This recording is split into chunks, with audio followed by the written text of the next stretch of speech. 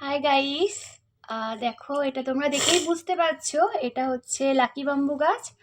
আর এর ভেতর যেটা আছে এটা হচ্ছে আমার খুব প্রিয় একটা বুদ্ধের মূর্তি। দেখতে পাচ্ছো?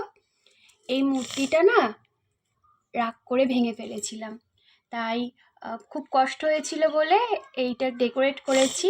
এই লাকি বাম্বু 5টা নিয়ে নিয়েছিলাম গোল করে দিয়ে, আর মাঝখানে এই বৌদ্ধ মন্দির মূর্তিটা দিয়ে আর কালার স্টোন দিয়ে ডেকোরেট করেছিলাম।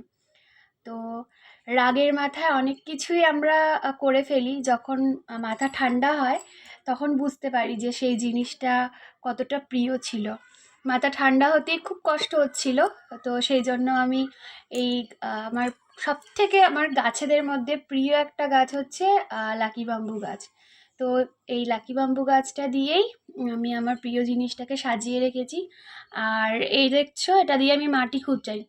এই গাছটা একটু অক্সিজেন পায়, মাটিটা অনেকটা বসে গেছে, একটু মাটিটাও খুঁচিয়ে দিচ্ছি।